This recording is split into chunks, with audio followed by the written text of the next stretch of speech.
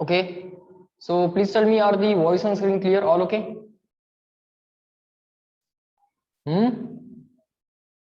Yes, all okay? Good. So a very good morning to all of you. Good morning, everyone. Yes, good morning, good morning. Good morning. Yes, good morning. Let everyone join. Within a minute, we will start. Till then, just check the last point that we did. Last point काय होता जरा तेवढा फक्त बघा.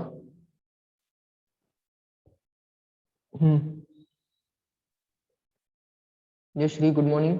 Sheetal, good morning. Vaishnavi, good morning. Manas, good morning. China, good morning. Good morning to all of you.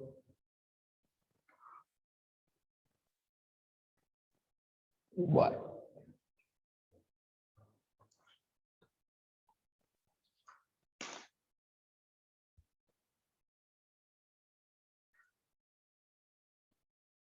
I think we have solved question number 10, right? Fine. So shall we move on to question number 11 now?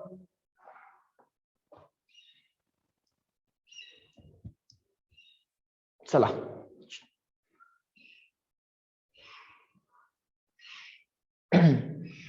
So write down question number 11 along with me. It's right here. कितवा lecture है? Which lecture number?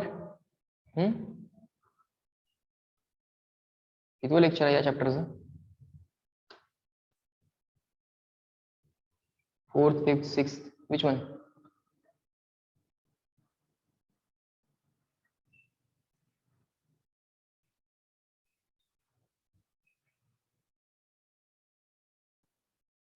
Number 4, number 5th. Okay. Fine. So lecture number 5. So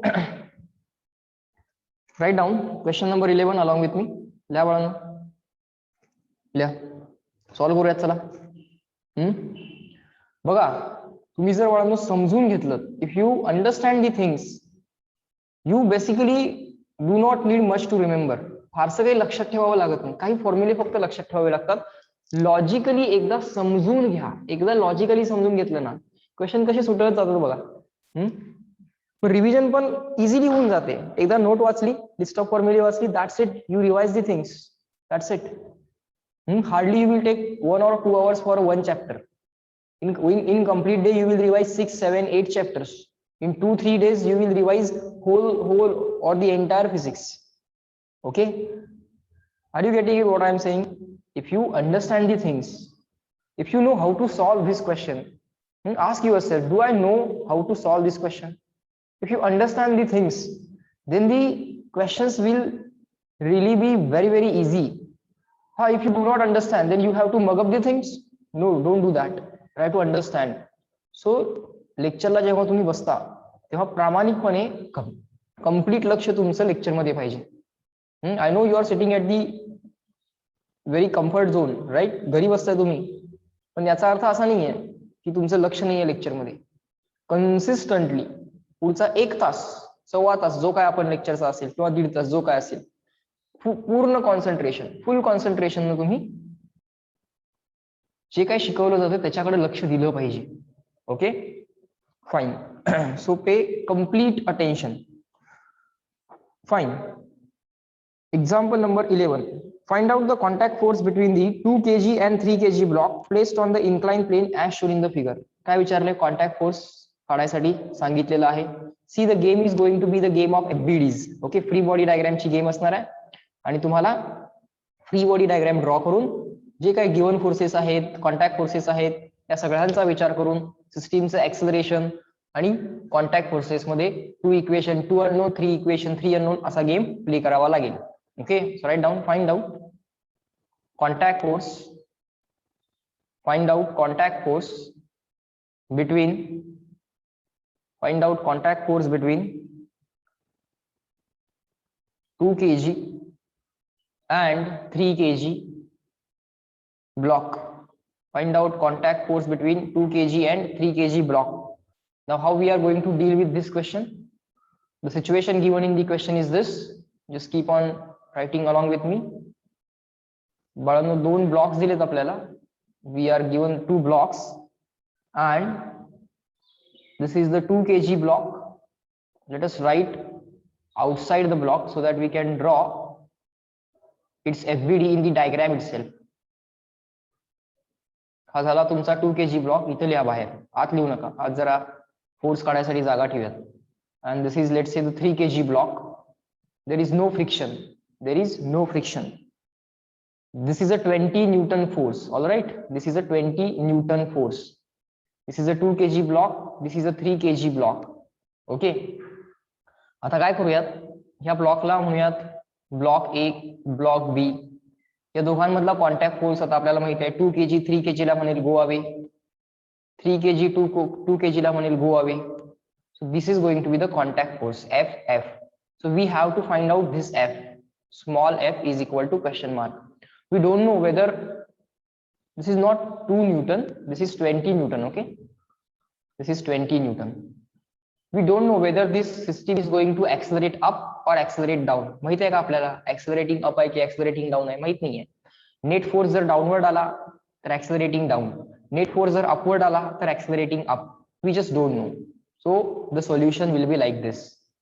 काय करायचं बघा, we have to draw the FBD of 2 kg first, then we will draw the FBD of 3 kg and then we'll decide whether this system will accelerate up or down.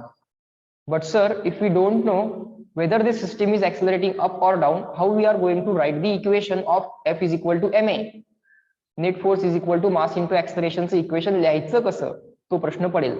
मग काय करूया बाळांनो, 2 kg ची FBD नको draw करायला, 3 kg ची पण FBD draw करायला नको. FBD ऑफ सिस्टीम ड्रॉ करूया, म्हणजे इंटरनल फोर्सेस ड्रॉ करावे लागणार नाहीत. And then you can identify whether this system is accelerating up or down. So काय करूयात, FBD of system, FBD of system draw करताना बाळ, आता हा अँगल थीटा असतो हे सगळं तुम्हाला माहिती आहे. FBD ऑफ, आणि तो अँगल पण दिलाय क्वेश्चन मध्ये, it is given as 37 degree. 37 degree म्हटल्यानंतर इमिजिएटली तुम्हाला साइन 37, कॉस 37, टॅन 37 ते सगळं इमॅजिन व्हायला पाहिजे. And to imagine that you should know that 37 means the 3, 4, 5 triangle.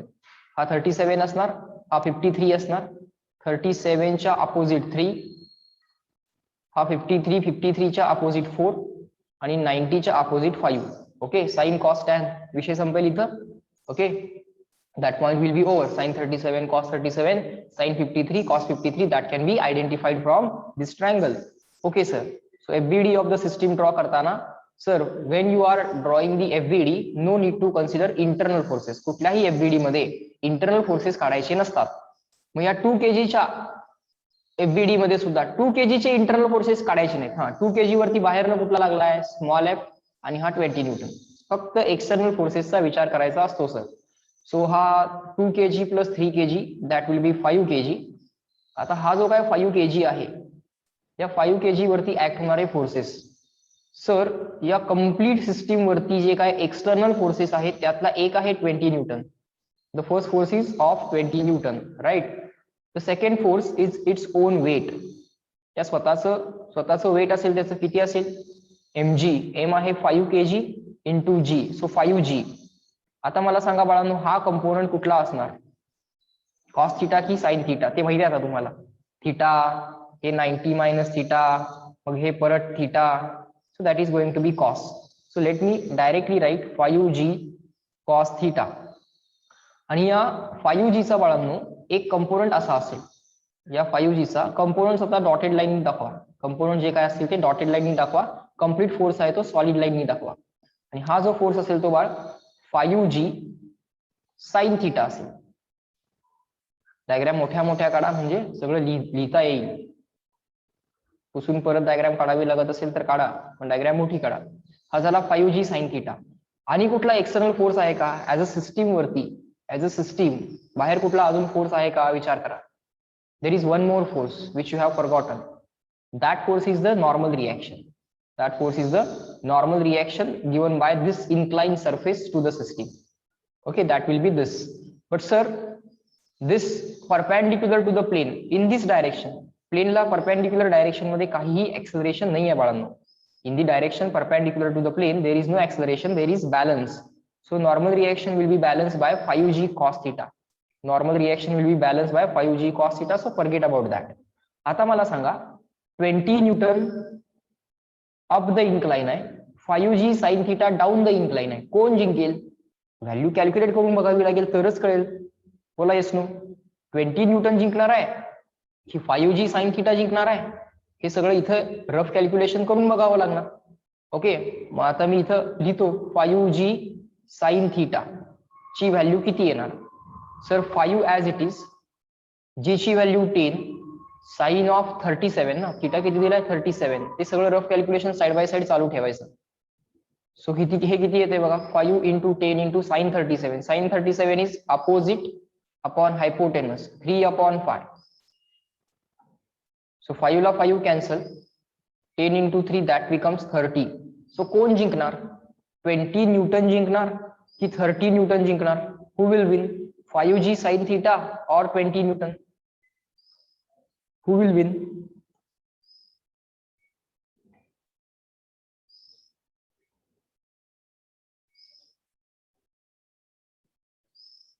Thirty newton will win, म्हणजेच 5g साइन थीटा जिंकणार. सो बाळांनो, based on that understanding, can I say ultimately the system will have two forces acting on it, the 20 Newton force, the 30 Newton force. आता हा 30 न्यूटनचा तुम्ही इथं काढला असता तरी चाललं असतं, असं काही नाही की तिथंच काढावं, पण ठीक आहे आपण काढलाय. And under the influence of these two forces, 30 Newton will win. So net force is down the incline. So system has to accelerate down. System काय होणार? ऍक्सलरेटिंग डाऊन असणार सर, बरोबर. सो बाळ एफबीडी चं इक्वेशन काय येणार? FBD चं equation net force MA is equal to, so 5 into A is equal to, net force MA is equal to 5 into A is equal to, हा, all downward forces minus all upward forces. Net downward force 5 into A is equal to, 5 into A is equal to all downward forces minus all upward forces, बरोबर. implies that the acceleration is equal to, किती आलं बघा acceleration, 30 minus 20 आलं 10, 5a is equal to 10, a is equal to 2, बरोबर आहे का बघा माझं. आणि हे ऍक्सलरेटिंग डाऊन आहे, the system is going to accelerate down. सिस्टीमचं ऍक्सलरेशन पहिल्यांदा काढायचं म्हणजे काम सिंपल होते. हे सिस्टीमची एफबीडी काढायला येते तुम्हाला, फोर्स पण रिझॉल्व्ह करायला येते, कुठलाही वेक्टर रिझॉल्व्ह करता येते तुम्हाला. बोला, ऍग्री, डिसऍग्री, कन्व्हिन्स, नॉट, काय, क्लिअर अँड रिटर्न, बोला. समजले का बघा? तुमचा आन्सर माझा आन्सर मॅच होतंय नाही होतंय ते पण बघा, समजून घ्या. ते काही पाठ करायचं नाहीये बघा, मीही काही पाठ केलेलं नाहीये. I remember very few things, मला फार कमी गोष्टी माहित आहेत. त्या आपण कॅल्क्युलेशनच्या ट्रिक्स, काही फॉर्म्युले, बाकी सगळं मी मोस्टली लॉजिकली करतोय. आणि ते लॉजिकली मी इतक्या वेळा केलेलं आहे की ते आता पाठ झालेलं आहे. अलग लक्षात, गणित इतकी सोडवली आहेत, प्रॅक्टिस इतकी केली आहे, एक एक चॅप्टर वरची भरपूर गणितं सोडवून झालेली आहेत, सगळी व्हरायटी सोडवून झालेली आहे. म्हणजे मॉड्यूल मधले questions, extra questions, set 1 set 2 सगळं सॉल्व्ह करून झालेलं आहे. त्यामुळे काय होतंय, एक मेमरी क्रिएट होते, सॉल्व्हिंगची एक मेमरी क्रिएट झाली आहे. मग प्रत्येक क्वेश्चन समोर आला की माहित आहे तुम्हाला ऑलरेडी कसं सॉल्व्ह करायचं. That should happen with you. Okay, so I was asking you to solve the entire module. पहिली स्टेज ती स्टेज पूर्ण केलात की सॉल्व दी सेट 1, ती स्टेज पूर्ण केलात की सॉल्व दी सेट 2. ओके, आता सेट 2 पण अवेलेबल करून दिलाय.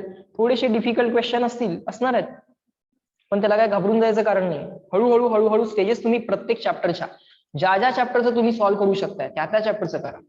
अलग लक्षात, सेट 2 ज्या चॅप्टरला पॉसिबल आहे, जो चॅप्टर तुम्हाला आणखी सिंपल जातोय त्याचा सेट 2 पण करायचा प्रयत्न करा. हळूहळू सेट 2 चे क्वेश्चन्स पण सुटायला लागतील, होणार आहे ते.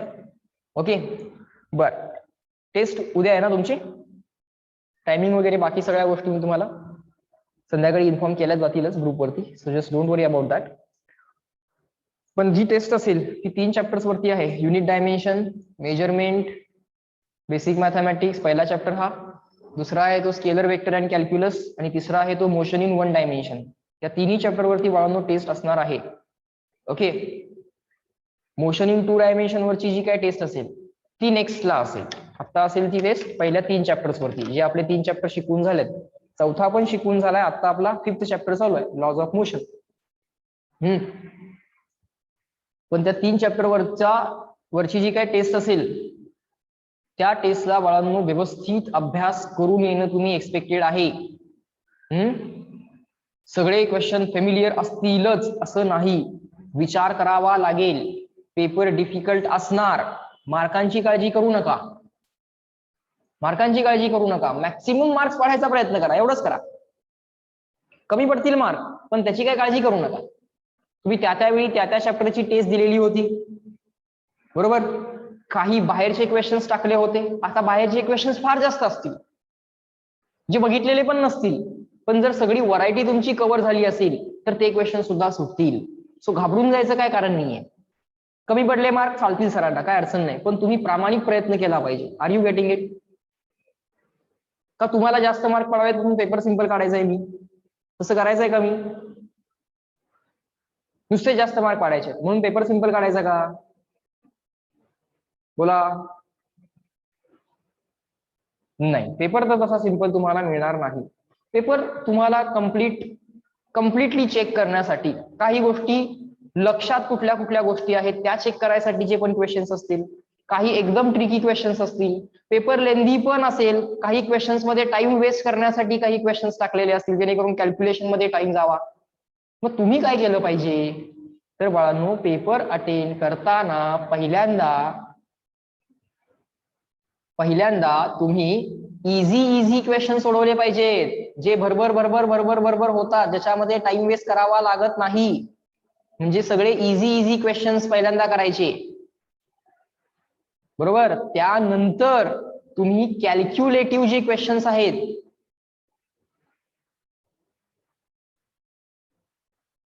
जे येत आहेत तुम्हाला पण फार जास्त कॅल्क्युलेटिव्ह किंवा लेंदी आहेत ते करायचे. आणि स्टेप 3 मध्ये जे क्वेश्चन डिफिकल्ट आहेत, ज्याचा सर विचार अजून कळत नाहीये, क्वेश्चन अजून कळत नाहीये, असे क्वेश्चन राऊंड 3 किंवा स्टेप 3 साठी ठेवा. याला राऊंड 1 म्हटलं तरी चालेल.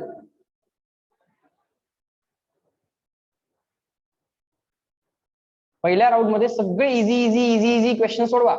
पट येणारे जे काही क्वेश्चन्स विदाउट वेस्टिंग टाइम जे सॉल्व्ह होतात असे क्वेश्चन्स पहिल्यांदा सोडवा.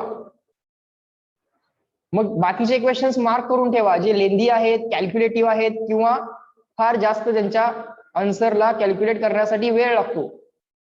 आणि तिसऱ्या राऊंड साठी असे क्वेश्चन्स ठेवा जे क्वेश्चन्स नाही समजत आहेत सर, आता लगेच थॉट क्लिक होत नाहीये कसं सोडवायचा, म्हणजे ज्याच्यावरती विचार करावा लागणार आहे.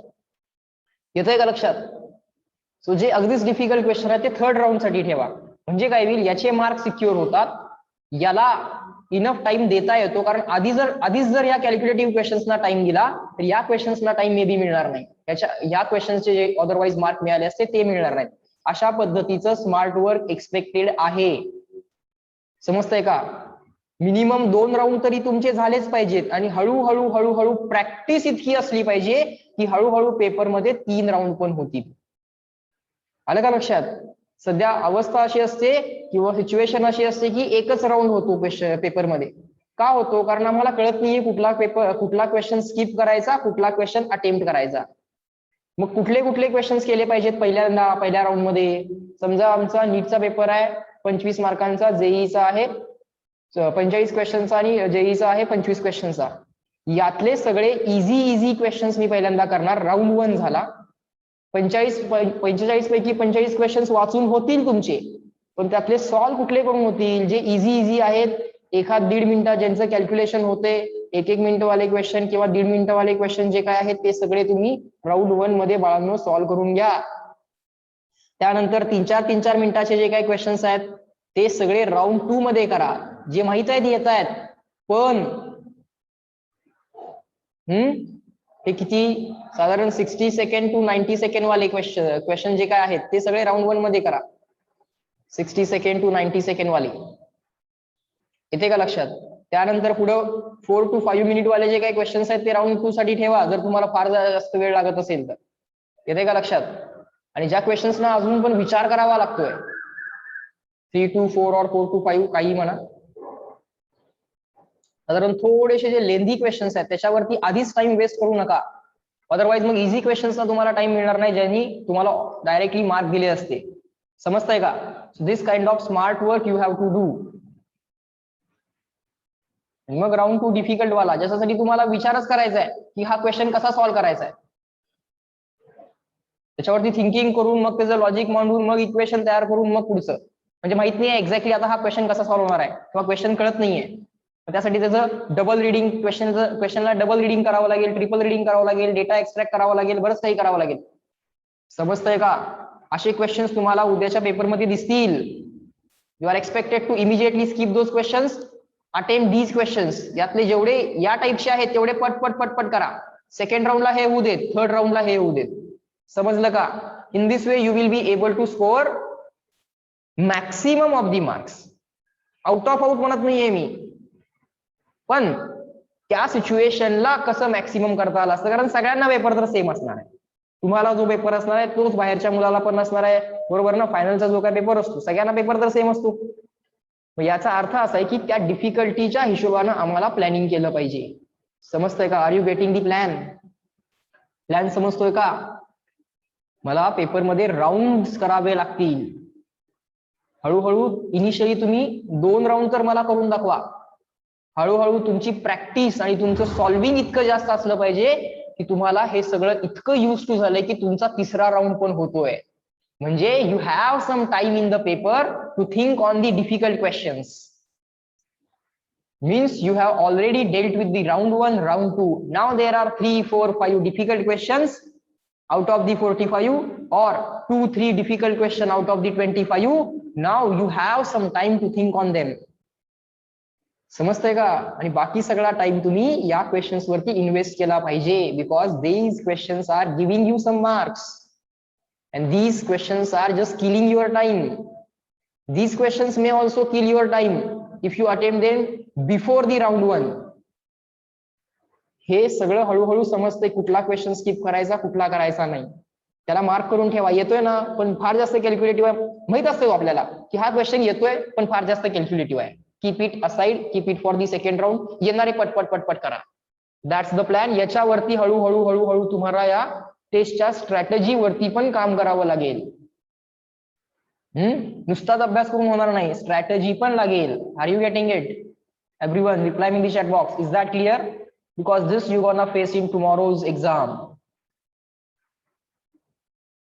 किती पण मार्क पडू देत, मला अडचण नाहीये त्याची, पण ह्या सगळ्या गोष्टी तुम्ही एक्झिक्यूट करायचा प्रयत्न करा. सगळे आले तर सगळ्यांनाच कमी मार्क येतील, मग घाबरायचं काय कारण? काहीच कारण. ओके, पण याचा अर्थ असा नाही की सर पेपर इझी वाला काढतील, असा नाही. तुम्ही मनापासून अभ्यास करा, पेपरला प्रामाणिकपणे तुमचे कम्प्लीट एफर्ट्स लावा. मग काही अडचण नाही. चला नेक्स्ट क्वेश्चन नंबर 11 मध्ये आपण बाळांनो आता ऍक्सेलरेशन कॅल्क्युलेट केलेलं आहे. Now we will draw the FBD of 2 kg and 3 kg. कुणाची एफबीडी ड्रॉ करूया सांगा? Which will be the optimal way? 2 kg वाली एफबीडी करू का 3 kg वाली करू? कारण 2 kg च्या एफबीडी मध्ये मला 3 फोर्सेस कन्सिडर करावे लागतील. कुठले कुठले? 20 न्यूटन कॉन्टॅक्ट फोर्स आणि त्या 2 kg च्या वेटचा कंपोनंट. त्याच्या वेटच्या कंपोनंटला विसरायचं नाही, लोक विसरतात. मग इथले 3 कंपोनंट कन्सिडर करण्यापेक्षा सर 3 kg वाला कन्सिडर करा, म्हणजे फक्त एक कॉन्टॅक्ट फोर्स आणि त्याचं स्वतःचं ओन वेट, एवढ्या 2 गोष्टी कन्सिडर कराव्या लागतील. सो एफबीडी ऑफ 3 kg घ्या ऑप्टिमल वे. ज्यात नंबर ऑफ फोर्सेस कमी असतील अशी एफबीडी जनरली सिलेक्ट करावी. लिहा 3 kg वाली FBD. Sir the forces acting on the 3 kg. पहिला आहे कॉन्टॅक्ट फोर्स, सेकंड फोर्स असेल त्याचं own weight mg 3 into g. हा अँगल 37 आहे सर, थिटा. हा mg चा कॉस थिटा म्हणजे हा 3g चा कॉस थिटा. बघा हा जो फोर्स असेल तो 3g चा साइन थिटा. लिहायला जागा नसेल तर डायग्राम परत ड्रॉ करत चला, काही अडचण नाही. 3g चा साइन थिटा आणि हा कॉन्टॅक्ट फोर्स F. हे 2 फोर्सेस आहेत या बॉडीवरती. सांगा कॉन्टॅक्ट फोर्स किती आला? You calculate on your own. Accelerating up असेल तर वरती कडा ऍक्सलरेशन, डाऊन द इन्क्लाइन असेल तर डाऊन. काय आहे ऍक्सलरेटिंग? 30 न्यूटन जिंकलाय, म्हणजे ऍक्सलरेटिंग डाऊन आहे ते. 30 न्यूटन जिंकलाय ना, 5g साइन थिटा जिंकलाय. So accelerating down. मग हा 3 kg सुद्धा बाळांनो ऍक्सलरेटिंग डाऊन. लिहा त्याला ऍक्सलरेटिंग down. Under the influence of all these forces, the 3 kg block is accelerating down. बघा ते किती येते मग accelerating down च्या हिशोबाने.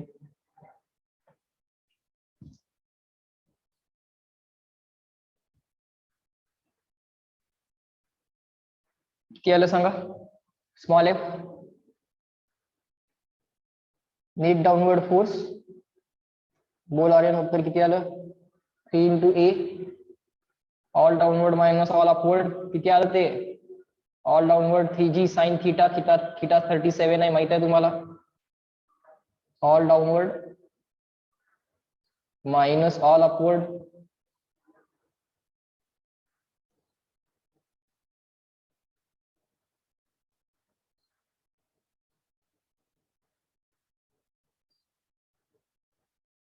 आलं का नाही? एक्सलरेशन किती आले बघा? एक्सलरेशन आले 2 मीटर पर सेकंड स्क्वेअर. एक्सलरेशन 6 नाही आहे. एक्सलरेशन कुठलं काढलं? 6 किती आहे? 2 आहे.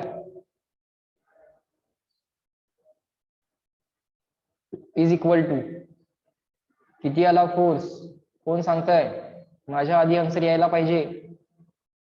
जी ची व्हॅल्यू 10 साइन 37 मायनस एफ गेला लेफ्टला 3 इंटू 10 साइन 37 3/5 त्या ट्रायंगल मध्ये बघा मायनस एफ पलीकडे गेलाय 3 इंटू 2 6 राईटला आला मायनस 6. हे सगळं आता तुमचं तुम्हाला जमलं पाहिजे. हे किती होते बघा? 10/5 2 इंटू 3 6 इंटू 3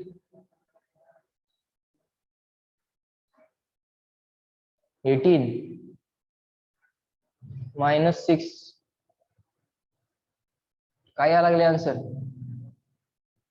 42 न्यूटन. 18 न्यूटन कुठला आलं? 18 न्यूटन आर्यन शीतल कुठला आलं? 42 न्यूटन कुठलं आलं? 42 Newton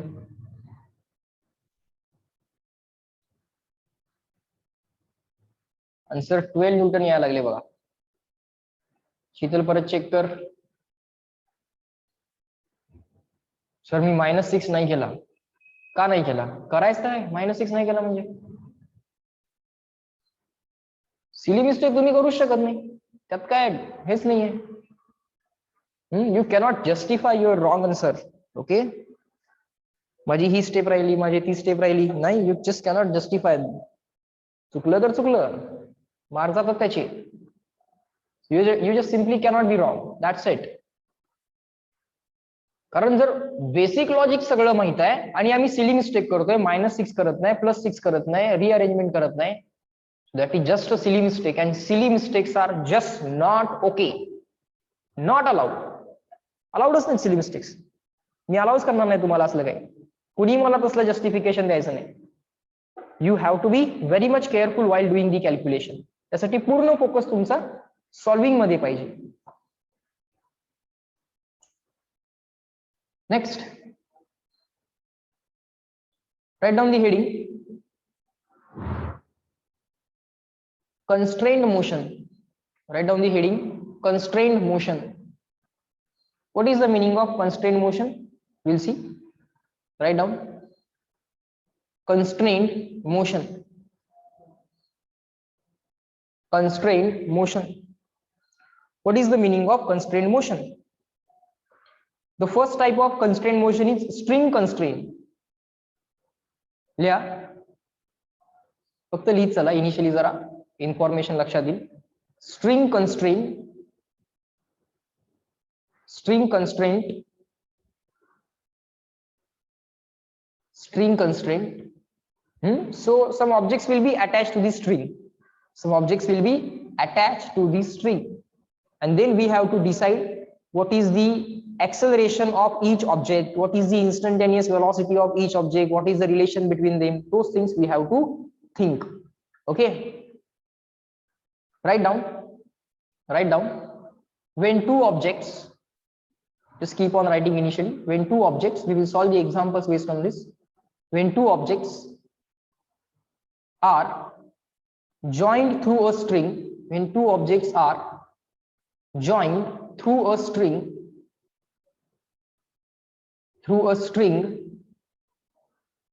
when two objects are joined through a string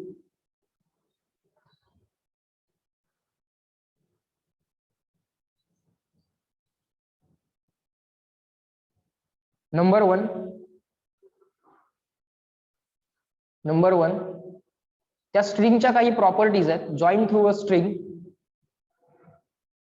त्यातलं बिट नंबर ए असेल ह्या की length of the string constant कशी स्ट्रिंग आहे ती अशी स्ट्रिंग आहे जी इनएक्सटेन्सिबल आहे विच कॅनॉट बी इलॉंगेटेड ती स्ट्रिंग इलॉंगेट करता येत नाही so length of string constant just keep on writing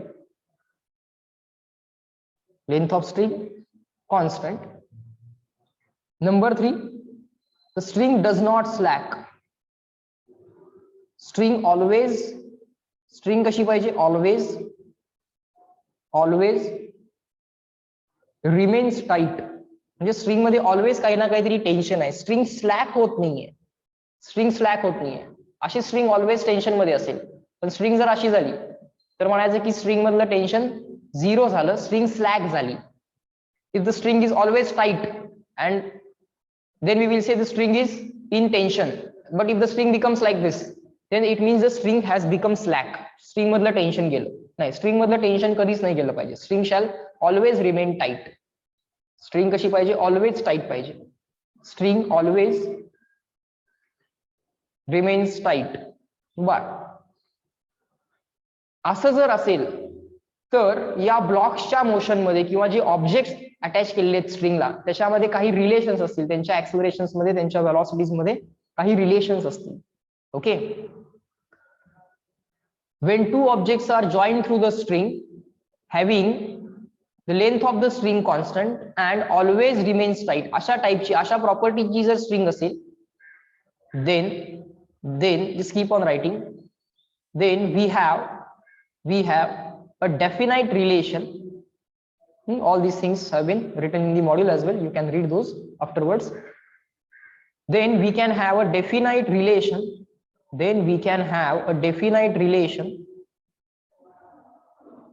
between the motion of connected objects between the motion of connected objects we can definitely have a particular or some relation between them okay steps for solving ते पण लिहून ठेवा हळूहळू लक्षात येईल नंतर लक्षात येईल की हे अगदी सोपं आहे सर काहीच अडचण नाहीये अगदी सोपं आहे असंही लक्षात येईल सांगेन मी तुम्हाला पहिल्यांदा बघा तर नंतर काही बेसिक वेज आहेत पहिल्यांदा स्टेप्स लिहा पहिल्यांदा वाचताना किंवा लिहिताना असं वाटतंय की हे काय आहे पण जेव्हा एखादं एक्झाम्पल सॉल्व्ह करतो तेव्हा लक्षात येतं की ओके हे असं आहे जसं आपण NLM चे how to solve the problems based on NLM problem solving strategy बघितली होती तर स्टार्टिंगला कुठेतरी होती प्रॉब्लेम सॉल्विंग स्ट्रॅटेजी दाखवतो मी तुम्हाला इथं होती प्रॉब्लेम सॉल्विंग स्ट्रॅटेजी एक्झॅक्टली लक्षात येत नव्हतं सिलेक्ट द बॉडी म्हणजे काय आयडेंटिफाईंग दी फोर्सेस म्हणजे काय मेक द FBD म्हणजे काय मग ऍक्सिस सिलेक्ट करा आणि इक्वेशन्स लिहा म्हणजे काय एक्झॅक्टली ते लिहिल्यानंतर नाही कळत पण जेव्हा एखादं एक्झाम्पल बघतो मग त्या एक्झाम्पल नंतर त्या गोष्टी सिंपल होऊन जातात सेम आहे त्यामुळे फक्त लिहून घ्या initially steps for solving number one identify all the objects and number of string काय करायचे identify objects and number of string किती स्ट्रिंग आहे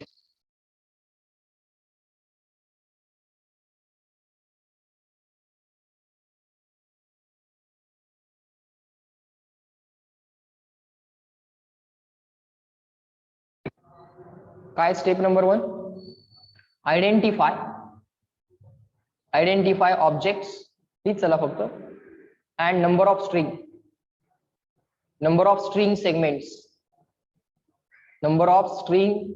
सेगमेंट्स बर ठीक आहे पुढे नंबर 2 काही व्हेरिएबल सिलेक्ट करावे लागतील डिस्प्लेसमेंट वेलॉसिटी आणि ऍक्सिलरेशन्स ज्यांच्याविषयी तुम्हाला इक्वेशन्स लिहावे लागतील सिलेक्ट दी पॅरामीटर्स असं त्यांनी म्हटलेलं आहे ठीक आहे लिहा select the parameters select the parameters. कुठले असू शकतील ते parameters? Displacement, just keep on writing, और वेलॉसिटी, बर, और ऍक्सलरेशन, हे ते पॅरामीटर्स आहेत, पॅरामीटर्स ऑफ मोशन और दी कॅरेक्टरिस्टिक्स ऑफ मोशन, ज्या आपल्याला सिलेक्ट करावे लागतील, ज्यांचे इक्वेशन्स आपण लिहायचे आहेत. फाईन. बेसिक लॉजिक एवढंच आहे, बेसिक लॉजिक एवढंच आहे. स्टेप नंबर 3, स्टेप 2 चं बेसिक लॉजिक एवढंच आहे. पुढं 1 dimensional motion, 2 dimensional motion, 3 dimensional motion अशी त्यांनी एक नोट लिहिली आहे, पण ते काय लिहायची गरज आहे ते आपल्याला कळतंय. स्टेप 3 आहे फॉर सिंगल स्ट्रिंग, जी सिंगल स्ट्रिंग आहे ती आयडेंटिफाय करायची. For single string total length of the string जी असते ती केवढे सेगमेंट, किती सेगमेंट्स आहेत बघायचे त्या स्ट्रिंगचे, आणि त्यासाठी असं लिहायचं L1 प्लस L2, किती सेगमेंट्स झालेत बघायचं, plus L3 and so on, जेवढे काही सेगमेंट्स आहेत तेवढे, अशी total length of the string अशी लिहायची. बरोबर. What is this? Total length of the string. बर, total length of single string, total length of single string. Fine, असं आपण लिहिलं. स्टेप नंबर 4 आहे, या इक्वेशनचं डेरिव्हेटिव्ह काढायचं विथ रिस्पेक्ट टू टाइम. म्हणजे काय होईल? Rate of change of length कळेल. काय कळेल? रेट ऑफ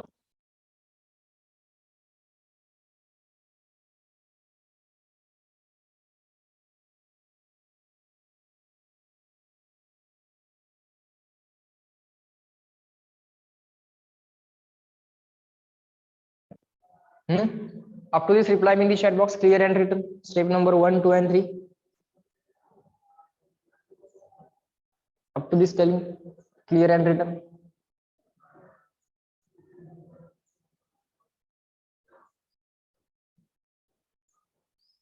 झाले? बर, ठीक आहे सर. 3 मध्ये आवाज गेला होता. बर, 3 मध्ये काय करायचं सांगतो. स्टेप 3 मध्ये काय करायचं आहे? एक सिंगल स्ट्रिंग आयडेंटिफाय करायची. त्या स्ट्रिंगची टोटल लेंथ जी काय आहे ती कशी लिहायची? त्याची किती पार्ट्स आहेत बघायचे. 1, 2, 3 जेवढे पार्ट्स आहेत तेवढे सगळे पार्ट्स, त्या पार्टची लेंथ ऍड करायची आणि total length of the string म्हणायची. ओके. मी स्टेप 4 पण आहे, differentiate with respect to time. काय करायचं आहे? Differentiate with respect to time. Step number 4 लिहा. Just keep on writing. पुढे लिहा differentiate with respect to time. Differentiate with respect to time. बरोबर. पण differentiate with respect to time केलं म्हणजे डेरिव्हेटिव्ह काढलं विथ रिस्पेक्ट टू टाइम. मग काय येणार? dl by dt equal to dl1 by dt plus dl2 by dt plus dl3 by dt and so on. So लिहा therefore dl by dt is equal to dl1 by dt plus dl2 by dt, just keep on writing, फक्त लिहित चला, plus dl3 bye d3. नंतर example मध्ये समजून जाईल. या सगळ्या गोष्टी मे बी कराव्या पण लागणार नाहीत, कारण काही आन्सर्स त्याचे लॉजिक्स डिफरंटली पण आपण सॉल्व्ह करू शकतो with some easy ways. Just don't worry. पण स्ट्रिंगची बाळांनो जी काय टोटल लेंथ असते, total length of a single string, ती तर कॉन्स्टंट आहे. टोटल लेंथ जी आहे ती काय आहे? कॉन्स्टंट आहे. स्ट्रिंग कॅनॉट बी इलॉंगेटेड आणि स्ट्रिंग स्लॅक पण होत नाहीये. म्हणजे स्ट्रिंग ऑलवेज टाईट आहे, इलॉंगेट पण होत नाहीये, स्लॅक पण होत नाहीये. सो स्ट्रिंगची टोटल लेंथ जी आहे ती बाळांनो ऑलवेज कॉन्स्टंट आहे. काही ऑब्जेक्ट स्ट्रिंगला कनेक्टेड आहेत, ऑब्जेक्ट पण मूव्ह होत आहेत, स्ट्रिंग पण मूव्ह होते, पण स्ट्रिंगची टोटल लेंथ बाळांनो कॉन्स्टंट आहे. मग कॉन्स्टंटची डेरिव्हेटिव्ह ही 0 असते, म्हणून कॉन्स्टंटच्या डेरिव्हेटिव्हचं आन्सर 0 लिहिलं. आणि हे परत rate of change of this length L1 plus rate of change of L2 plus rate of change of L3 and so on. या स्ट्रिंगचे जेवढे पार्ट्स तुम्ही कन्सिडर केलेत ते. ओके, इथपर्यंत लक्षात आलं?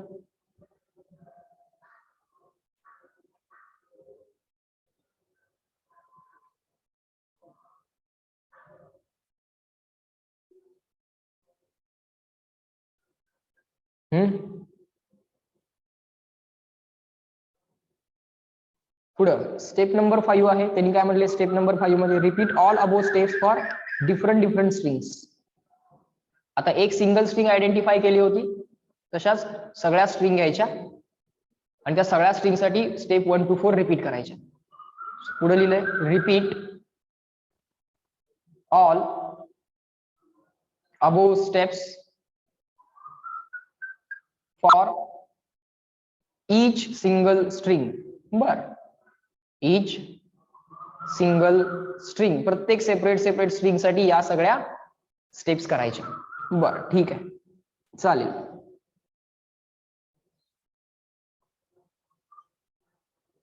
बर, आता एक एक्झाम्पल सॉल्व्ह करूया आणि फायनल आन्सर काय येते बघूया त्यांच्या मेथडनी, किंवा आपली एक मेथड डेव्हलप करूया. एक given type of example solve करायची आपली एक मेथड आपण डिझाईन करूया. तुमच्या समोर डिझाईन होईल. Up to this reply in the chat box clear and written. इथपर्यंत लिहून झाले का बघा. म्हणजे आपण एक मेथड डिझाईन करूया, म्हणजे स्ट्रिंग कन्स्ट्रेंटचा विषय आज संपून जाईल आजच्या लेक्चरमध्ये.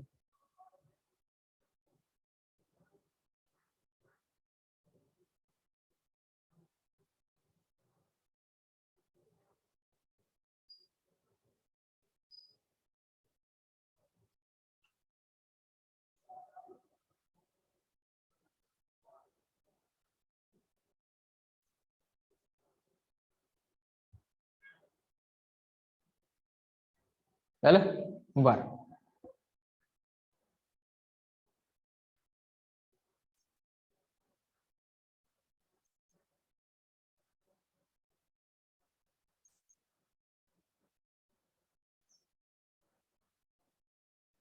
पुढं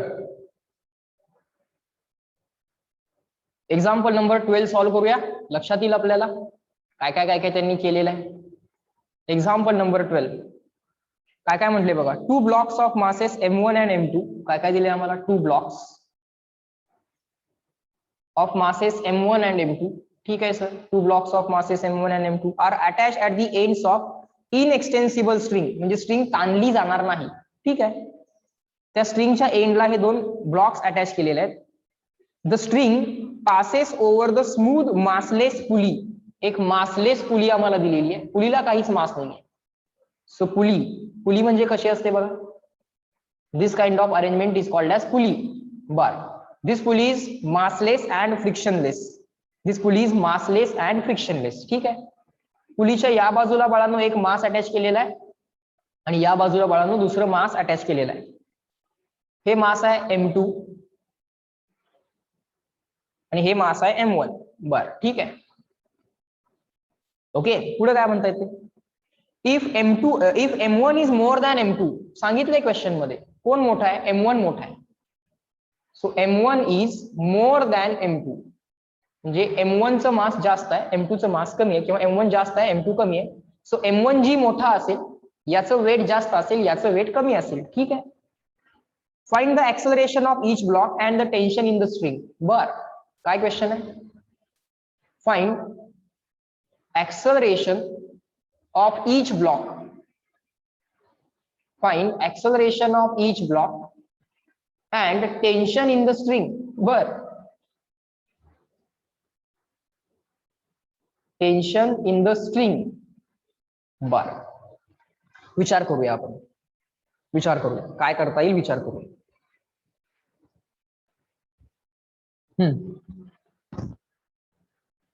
पहिला पॉइंट असा आहे, सर आपल्याला किती इक्वेशन्स लागतील, किती व्हेरिएबल्स आहेत त्याचा विचार करूया. तेवढ्या इक्वेशन्स लागतील.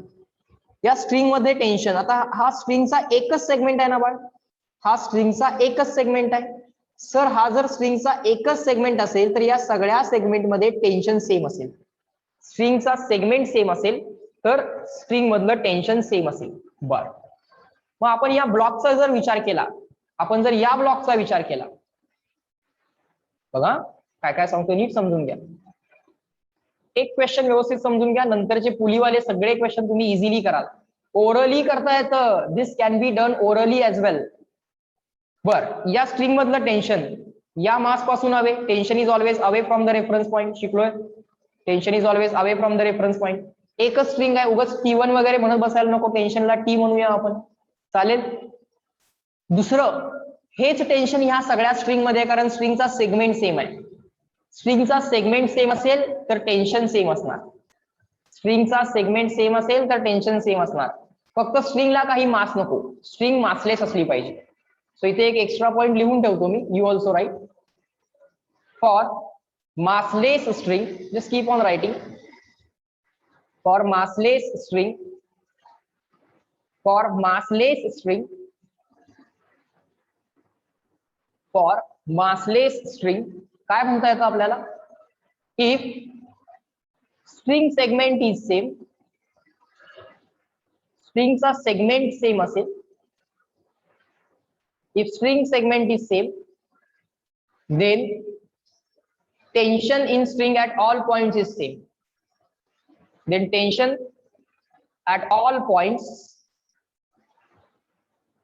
or at all the cross sections of the string, at all points of the string is same. बर, लिहून घ्या. सो या सगळ्या सेगमेंट मध्ये बाळांनो टेन्शन काय असणार? सेम असणार. इथं जेवढं टेन्शन आहे तेवढंच प्रत्येक पॉइंटला आहे, आणि tension always away from reference point. So M1 ला रेफरन्स घेतलं तर टेन्शन अवे, M2 ला रेफरन्स घेतलं की टेन्शन अवे, M2 ला रेफरन्स घेतलं की बाळ परत टेन्शन अवे. बरोबर सर, आपण FBD काढायला लागलो हे आम्हाला लक्षात येतंय.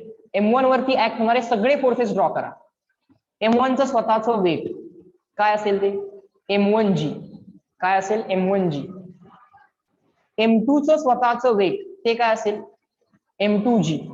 M2 चं स्वतःचं वेट ते काय असेल M2G. बरोबर. आता हे जे काय टेन्शन आहेत ऍज अ सिस्टीम म्हणून जर बाळांनो विचार केला तर कम्प्लीट सिस्टीम मध्ये टेन्शन जे काय आहे ते इंटरनल ऍक्शन रिएक्शन फोर्स म्हणून काम करतं. For this complete system tension will be the internal action reaction forces. For this entire system tension will act as internal action reaction force. बर, मग मला सांगा M1 म्हणतोय, M1G काय म्हणतोय? M1 ला खाली ये म्हणतोय, M2 ला वरती जा म्हणतोय. आणि M2G काय म्हणतोय? M2 ला खाली ये म्हणतोय, M1 ला वरती ये म्हणतोय. म्हणजे M1 काय करतोय? पुलीला क्लॉकवाईज रोटेट करायचा प्रयत्न करतोय. The M1G is trying to rotate the pulley clockwise and M2G is trying to rotate the pulley anti clockwise. कोण जिंकेल सांगा? Who will win? Who will win? M1G is trying to rotate the pulley clockwise because its weight is downward like this. M2G is like this, so it is trying to rotate the pulley anti-clockwise. कौन जिंकणार है? Yes, all of you are giving the correct answer, sir. M1G will win. As a system चा जर बाळांनो विचार केला तर टेन्शनचा विचार करूच नका, because tension is internal action reaction force. So who will win? Sir, M1G will win. ठीक आहे. सो कुठला फोर्स जिंकणार?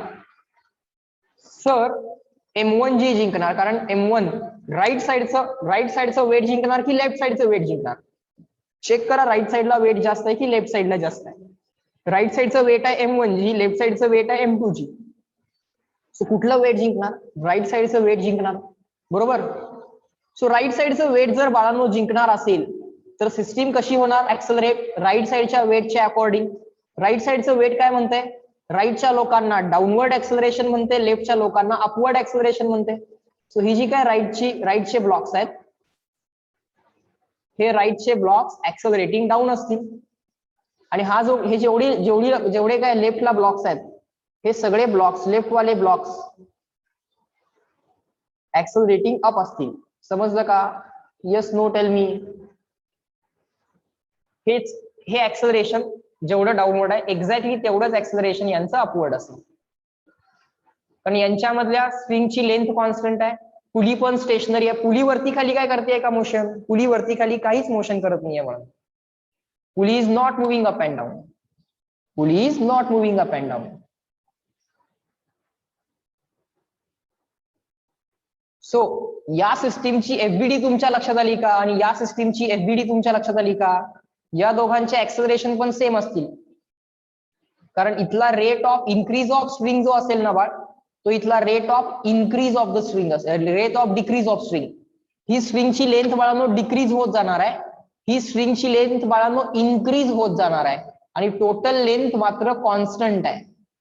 सो मगाशी त्यांनी काय म्हटलं होतं, स्ट्रिंगचा एक सेगमेंट आयडेंटिफाय करा. सो स्ट्रिंगचा हा जर सेगमेंट आपण म्हटला, आता बघा एक्स्ट्रा पॉइंट मध्ये त्या सगळ्या गोष्टी तुमच्या लक्षात येतील.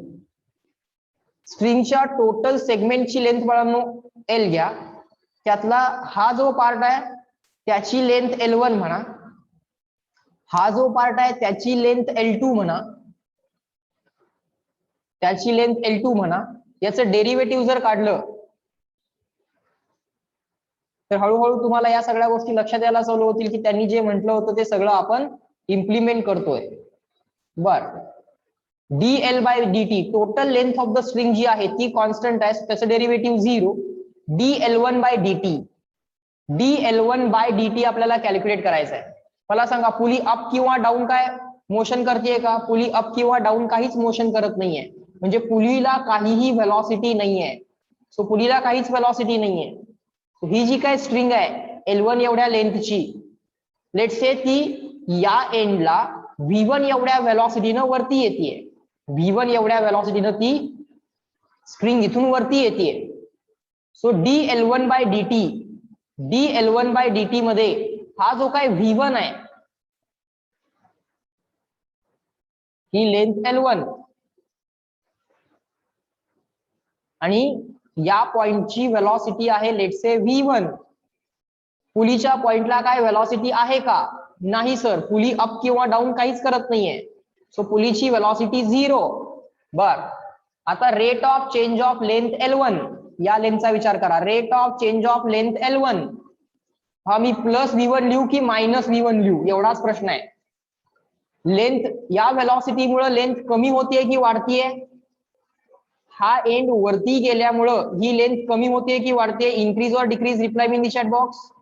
एकदा समजून घ्या, नंतरचे क्वेश्चन आपण ओरली करणार आहोत. ओरली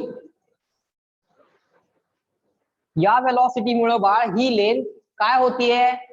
डिक्रीज होतीये. मग इथं मायनस V1 लिहायचं. या व्हेलॉसिटीमुळे बघायचं, या एंडच्या व्हेलॉसिटीमुळे, म्हणजे पुली अप किंवा डाऊन मोशन करत असेल तर त्याची पण व्हेलॉसिटी इथे लिहायची. इन्क्रीज होत असेल लेंथ त्या व्हेलॉसिटीमुळे तर पॉझिटिव्ह लिहा, डिक्रीज होत असेल तर निगेटिव्ह लिहा. ओके सर, समजलं. Plus rate of change of length L2 बघा. आता ही लेंथ जी आहे त्याला L2 म्हणूया. त्या लेंथचा हा जो काय एंड आहे तो पुलीला अटॅच्ड आहे. पुली अप किंवा डाऊन काय मोशन करतेय का? व्हेलॉसिटी ऑफ पुली 0 आहे बाळ. सो पुली अप किंवा डाऊन काहीच मोशन करत नाहीये, फॉरगेट अबाउट इट. हा जो काय एंड आहे स्ट्रिंगचा तो डाऊनवर्ड मूव्ह व्हायला लागलाय, तो डाऊनवर्ड मूव्ह व्हायला लागलाय. मग त्याची व्हेलॉसिटी बाळांनो तात्पुरतं V2 घेऊया, फॉर टाइम बिंग V2 घेऊया. ओके, आता मला सांगा ही टोटल लेंथ आहे L2. Rate of change of length L2 जो असणार तो V2 लिहू, प्लस V2 लिहू की मायनस V2 लिहू? या V2 मुळे ही लेंथ वाढतीये की कमी होतीये?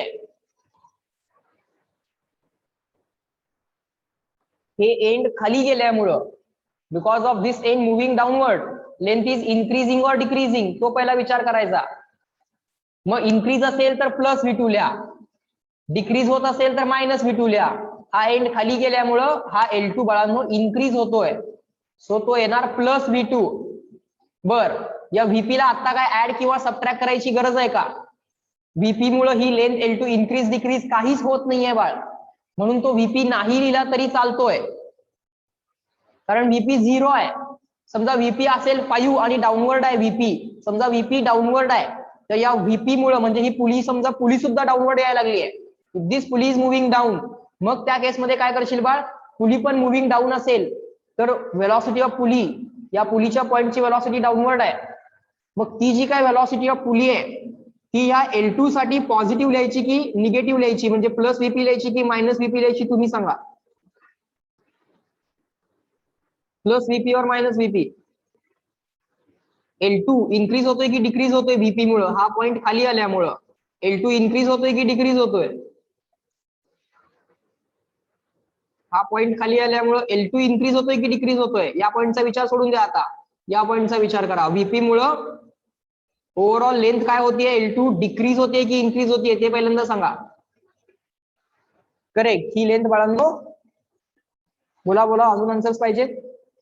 Because of this VP if the pulley is moving down, समजा ही पुली जर डाऊनवर्ड मूव्ह होत असती तरचा प्रश्न आहे. एव्हरीवन, हा एंड इथंच आहे समजायचा. आता या एंडला हलवायचं नाही, आणि हा एंड या एंडच्या जवळ चाललाय. सो ही ओव्हरऑल लेंथ L2 काय होणार, डिक्रीज होणार. समजतंय का? हा एंड इथंच आहे समजा, आणि या एंडला जर पुली जी आहे ती पुली जर डाऊन मूव्ह होत असेल तर त्या पुलीची वेलॉसिटी बाळ पॉझिटिव्ह लिहावी लागेल की निगेटिव्ह लिहावी लागेल फॉर L2. dL2/dt मध्ये ही पुलीची वेलॉसिटी पॉझिटिव्ह की निगेटिव्ह? एव्हरीवन विचार करा, तो एवढा अवघड नाहीये. नंतर आपण ओरली पण करू, पण थोडासा टाइम आपण लॉजिक वरती पण स्पेंड करूया. काही अवघड नाहीये ते. जरा इनिशियली वाटतंय, भरपूर गणित सॉल्व्ह करून दाखवतो, तुम्हाला लक्षात येईल. सावधा आन्सर पॉझिटिव्ह येणार नाहीये, शीतल आन्सर पॉझिटिव्ह येणार नाहीये. या पुलीमुळं, समजा जर पुली डाऊनवर्ड मूव्ह होत असेल तर त्या व्हीपी मुळे ही लेंथ L2 कमी झाली असती, ही लेंथ वाढली असती. हा पॉइंट इथनं थोड्या वेळाने इथं आला, या पुलीमुळं, पुलीच्या वेलॉसिटीमुळे हा पॉइंट इथं आला. हा पॉइंट तर फिक्स ठेवला, आता याचा विचार करत नाहीये. एका वेळी एका एंडचा विचार करतोय पुलीच्या किंवा स्ट्रिंगच्या एका एंडचा विचार करतोय. या एंडला किती वेलॉसिटी आहे बघतोय, या एंडला किती वेलॉसिटी आहे बघतोय. कळतंय का?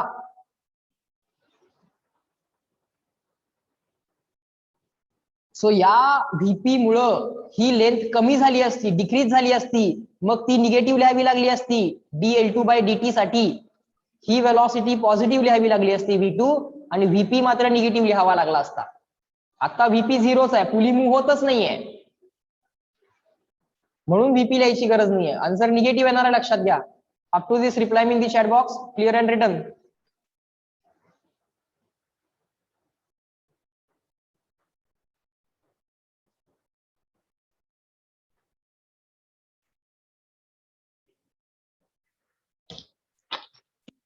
ज्या वेलॉसिटीमुळे लेंथ वाढतीये ती पॉझिटिव्ह, ज्या वेलॉसिटीमुळे स्ट्रिंगची लेंथ कमी होतीये ती निगेटिव्ह लिहा.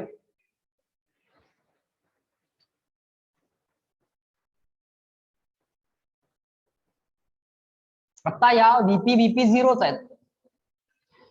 आता इथं मला सांगा, एक rate of change of length तुम्हाला लिहायचा आहे. समजा ही लेंथ आहे L1, या पॉइंटची वेलॉसिटी समजा अपवर्ड आहे, किती आहे माहित नाहीये, पुली वगैरे असेल काहीतरी. सांगा dL1/dt काय लिहू, rate of change of length काय लिहू, बोला. या एंडची वेलॉसिटी आणि ह्या एंडची वेलॉसिटी यांच्या लँग्वेज मध्ये लिहायचंय. V1 पॉझिटिव्ह लिहायचा की निगेटिव्ह लिहायचा? पहिल्यांदा ह्या एंडचा विचार करा, ह्या एंडला फिक्स करा. V1 मुळे L1 इन्क्रीज की डिक्रीज, बोला.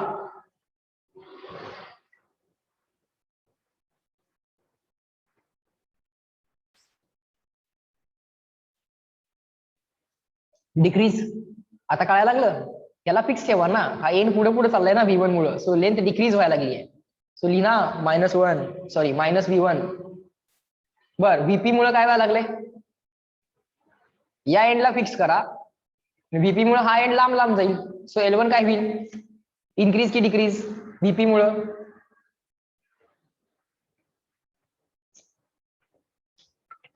इन्क्रीज. मग इथं काय येणार, plus VP, positive. So dL1/dt is V1 -V1 plus VP असं येणार.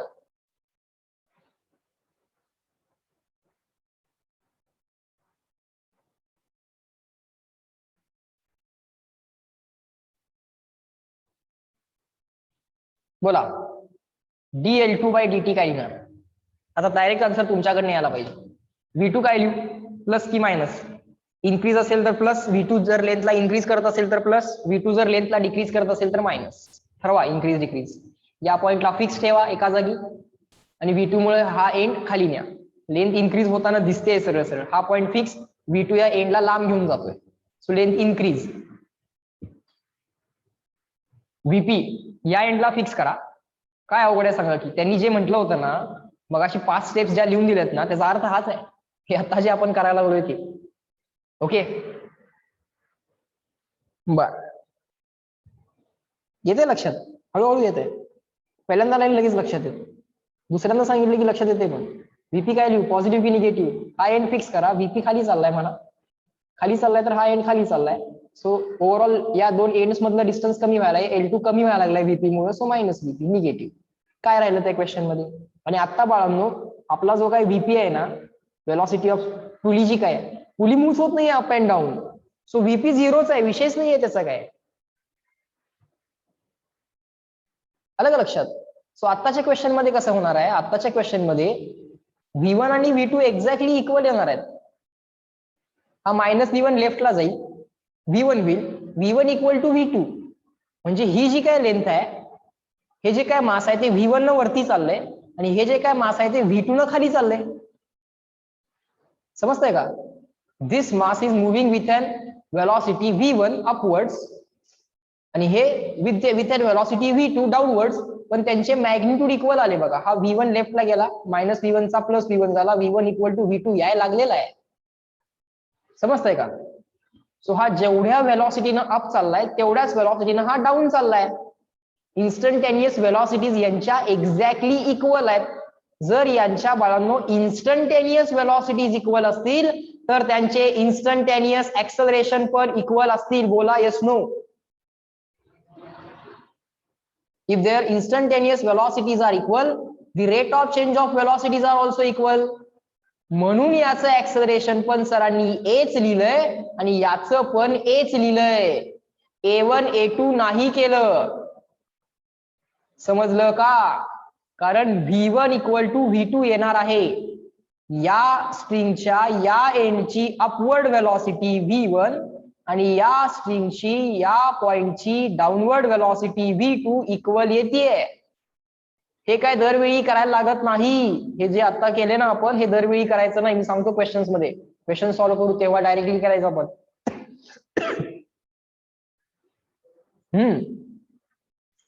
म्हणून हे ऍक्सलरेशन A1 A2 नाही घेतले आपण A आणि A असं घेतलं. या दोघांमधली लेंथ काय बदलणार नाहीये स्ट्रिंगची. ठीक आहे सर, नो इश्यूज. सो लिहा ना आता FBD चे इक्वेशन्स. कसं लिहिणार FBD चे इक्वेशन सांगा? M1 ची FBD, त्याचं इक्वेशन काय आलं सांगा? हा, नेट फोर्स डाऊनवर्ड की अपवर्ड? कोण जिंकले? राईट साइडचं वेट जिंकलंय की लेफ्ट साइडचं वेट जिंकले? राईट साइडचं वेट जिंकले. सो राईट साइडचं वेट म्हणेल राईट साइडची लोक खाली ऍक्सलरेट, लेफ्ट साइडची लोक वरती ऍक्सलरेट. सो इथे किती येणार? M1 into A. बघा समजायला लागलंय का? M1 इंटू A, M1 ची FBD is equal to all downward minus all upward. All downward कोण कोण आलं? M1G minus tension all upward. हे झालं पहिलं इक्वेशन M1 ची FBD. आणि M2 ची FBD काय येईल बाळ? M2 ची FBD, M2 काय होणार आहे? ऍक्सलरेटिंग अप आहे तो. So accelerating up, so net upward force M2 into A is equal to all upward minus all downward म्हणजे T मायनस M2G. बरोबर? मला सांगा बाळांनो, how many equations we have? Sir we have 2 equations. How many unknowns we have? Sir acceleration and tension. Sir acceleration and tension. Game over. बोला yes no. Can we find the acceleration of each block? Yes sir. 2 equation, 2 unknown game it is.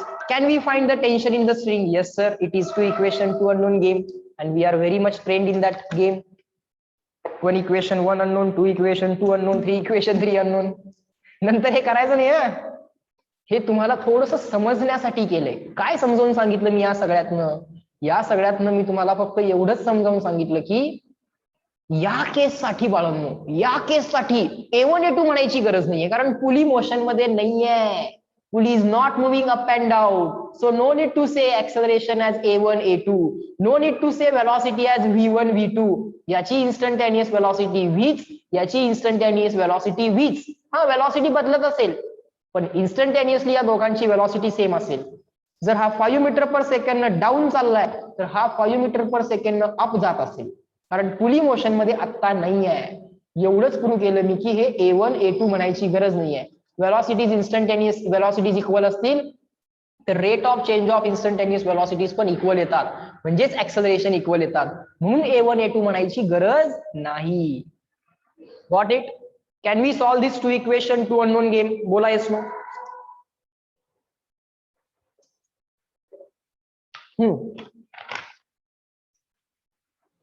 Yes, good. So आता मी काय करतो बघा, मी आता एवढे पण efforts घेणार नाही. Sir tell us something so that we can do this orally. Yes, we can do this orally. जे ओरली करता येतं त्याच्या सगळ्याच्या ट्रिक्स पण देतोय मी तुम्हाला. हे एक्स्ट्रा पॉईंट तुमच्या लक्षात आलंय. ओके, जेव्हा पुली मोशन मध्ये असेल सर तेव्हा काय करू, काय घाबरायचं कारण नाही. पुली कुठल्या डायरेक्शन मध्ये मोशन मध्ये बघा, त्या हिशोबानं स्ट्रिंगच्या एका एंडची व्हेलॉसिटी डिसाईड करा, दुसऱ्या एंडच्या व्हेलॉसिटीला डिसाईड करा. पुली जर अप किंवा डाऊन मूव्ह होत असेल तर. सिंपल असा तसा क्वेश्चन आला की सॉल्व्ह करू आपण, काय काळजी करू नका. लिहा ट्रिक्स. काय काय ट्रिक्स आहेत बघू.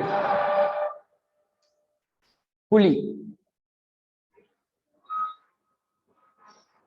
पुली ड्रॉ करताना एवढी मोठी ड्रॉ करत बसत नाही मी ड्रॉ करताना एवढीच पुली ड्रॉ करतो, पण तुम्ही समजून घ्या. तुम्ही समजून घ्या. आता असं असणार नाही पुली एक्झॅक्टली स्ट्रिंग इथं असणार आहे ना, पण तुम्ही जरा समजून घ्या. इकडे काय ब्लॉक लावूया, M1 लावूया. इकडे ब्लॉक कुठला लावूया, M2 लावूया. सो गिवन असलं पाहिजे M1 मोर दॅन M2, काहीतरी दिलेलं असते त्यांनी. राईट साईडचे वेट जास्त आहेत की लेफ्ट साईडचे वेट जास्त आहेत आपण ठरवायचं. सांगा कुठले वेट जिंकले. आन्सर तुम्ही द्यायचे, मी इथं पट पट पट पट या ट्रिक्स वरनं आन्सर देणार आहे तुम्हाला. तुम्ही मला सांगायचं राईट वाले वेट जिंकले की लेफ्ट वाले. राईट वाले वेट जिंकले की लेफ्ट वाले. राईट और लेफ्ट. राईट वाला ओव्हरऑल जेवढे वेट्स आहेत इथं M1 M2 M3 बरेच असतील. सर राईट वाले वेट जिंकले. राईट वाले वेट जिंकले की हे ऍक्सलरेटिंग डाऊन आणि ही लोक ऍक्सलरेटिंग अप. ही लोक ऍक्सलरेटिंग अप. या स्ट्रिंग मधलं टेन्शन जे असणार बाळ ते आपण नंतर काढू. Tension internal action reaction force आहे, मग टेन्शनचा विचार करायला नको. इथं पहिल्यांदा M1G ला ड्रॉ करतो, इथं पहिल्यांदा M2G ला ड्रॉ करतो. बरोबर. जर M1G चा विचार केला, M1G चा विचार केला तर M1G काय म्हणतोय, M1 ला ऍक्सलरेटिंग डाऊन म्हणतोय, M2 ला ऍक्सलरेटिंग अप म्हणतोय M1G. M2G काय म्हणतोय, M2G M1 ला म्हणतोय तू ऍक्सलरेटिंग अप आणि मी ऍक्सलरेटिंग डाऊन. सो मला सांगा M1G आणि M2G एकमेकांना अपोज करतायत की असिस्ट करतायत. एक म्हणतोय पुलीला क्लॉकवाईज फिरवा, एक म्हणतोय पुलीला अँटी क्लॉकवाईज फिरवा. One is saying rotate the pulley clockwise, another is saying rotate the pulley anti clockwise. So right वाले वेट आणि लेफ्ट वाले वेट हे ऑलवेज एकमेकांना अपोज करतात की असिस्ट करतात. अपोज और असिस्ट. राईट वाले वेट आणि लेफ्ट वाले वेट अपोज की असिस्ट. ओ और ए.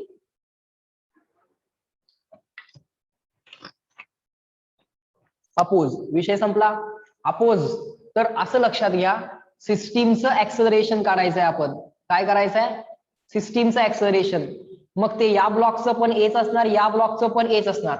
फक्त कंडिशन काय आहे, पुली मूव्ह नाही व्हायला पाहिजे. पुली फिक्स आहे ना, पुली अप डाऊन मोशन करत नाहीये. गिवन कंडिशन आहे pulley not moving. Pulley not moving वाली कंडिशन आहे. पुली मूव्ह झाली तर बघू, तसा क्वेश्चन आल्यानंतर लक्षात येईल. रेअरलीच असतो तो क्वेश्चन, पण बघूया. पहिल्यांदा pulley not moving up and down. Pulley up पण मूव्ह होत नाही, डाऊन पण मूव्ह होत नाहीये, त्याचा विचार करू नका.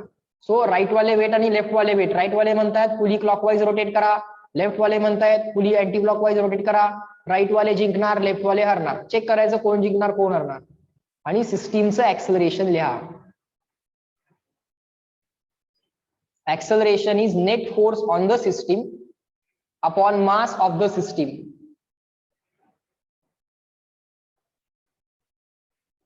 सिस्टीम वरचा नेट फोर्स अपॉन सिस्टीमचं मास.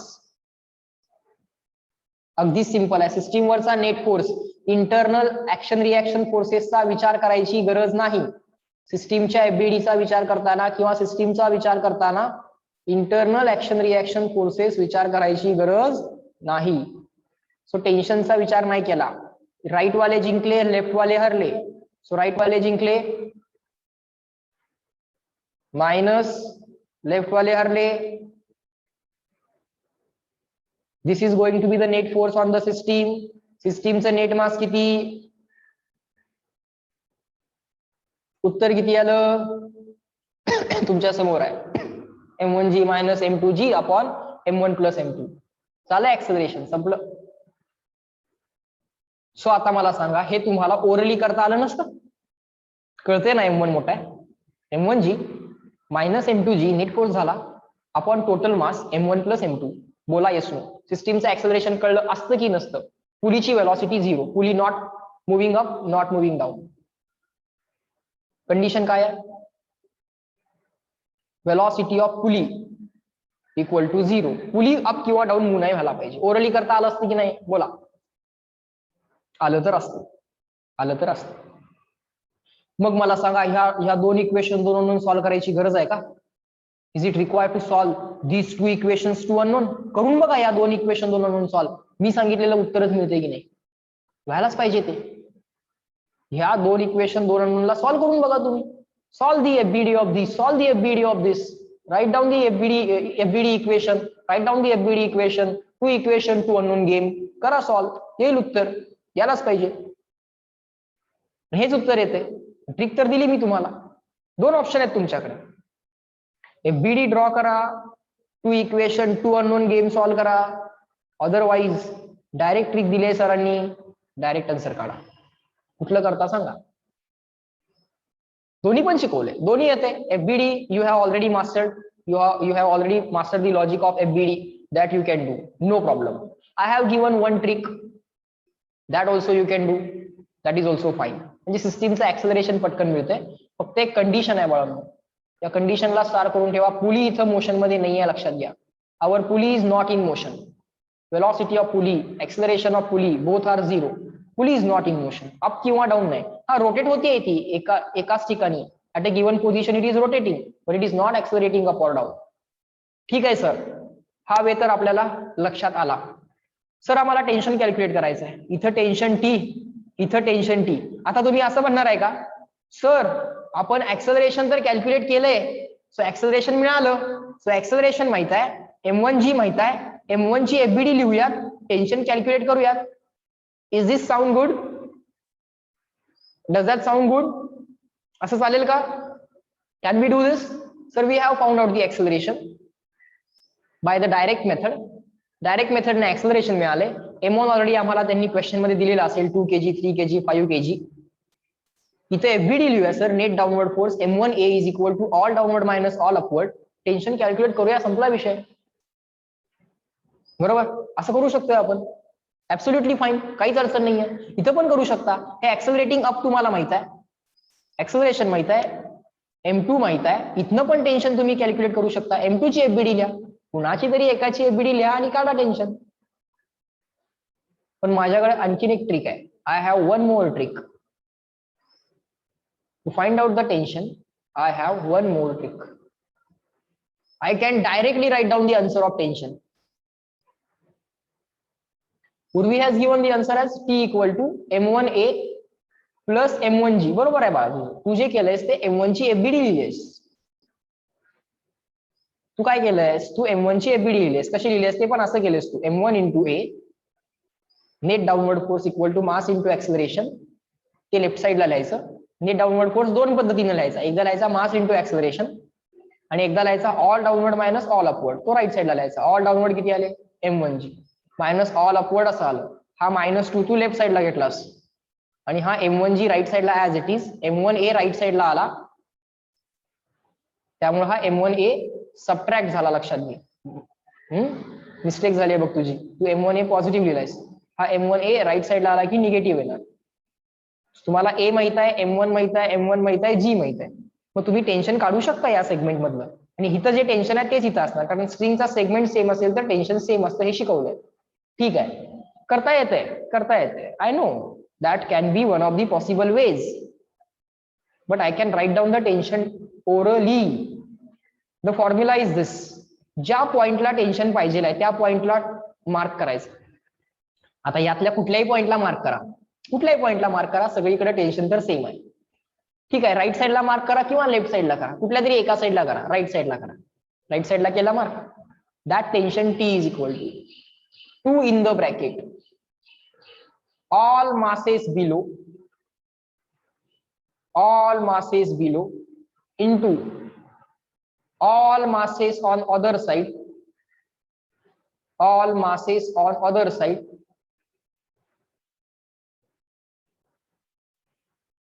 all masses below into all masses on the other side upon total mass,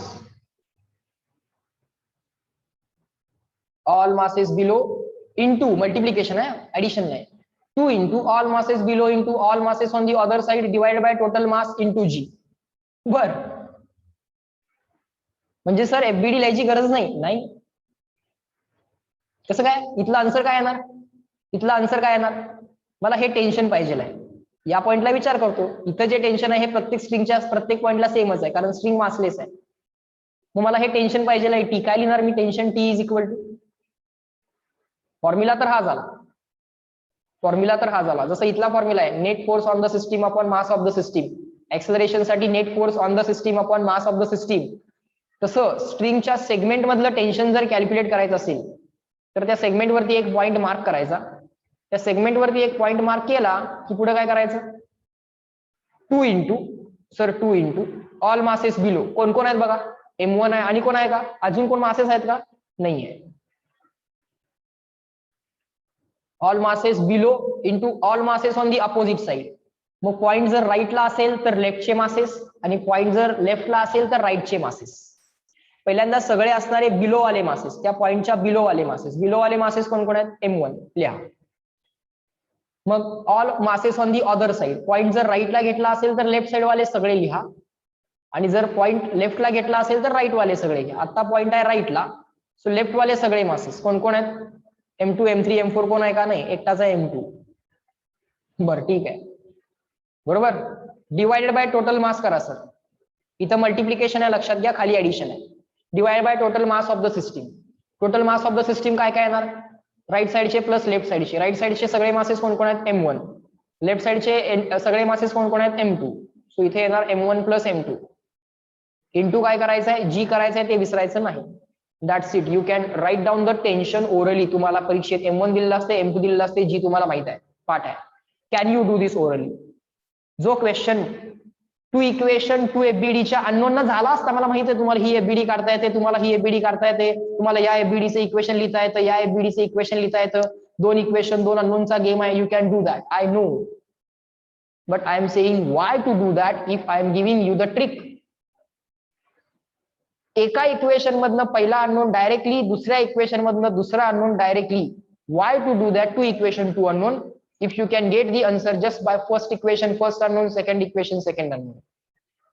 CW, is this trick clear to all of you? Are the things taught in today's lecture clear to all of you? कारण उद्याच्या लेक्चरला string कन्स्ट्रेंटचे अजून काही questions मी दाखवणार आहे. String वाले अजून काही questions दाखवणार आहे. स्टार्टिंगला ते डिफिकल्ट वाटतं, पण नंतर समजायला लागलं म्हणून तुम्हाला स्टार्टिंगला सांगितलं की समजून घ्यायचा प्रयत्न करा. I am very much known to the fact that this question is basically the question of FBDs. One equation, one unknown, two equation, two unknown. Yes, let others do that. We will do this. आपण मात्र हे करायचं. Direct answer of acceleration. काय एकच गोष्ट विचारतात, acceleration आणि tension, दुसरं काही विचारत पण नाहीत. ठीक आहे. Other questions of the tension in the string and the pulley system. Acceleration of, याला पुली मास सिस्टीम असं म्हणतात. पुली मास सिस्टीम, पुली मास सिस्टीम.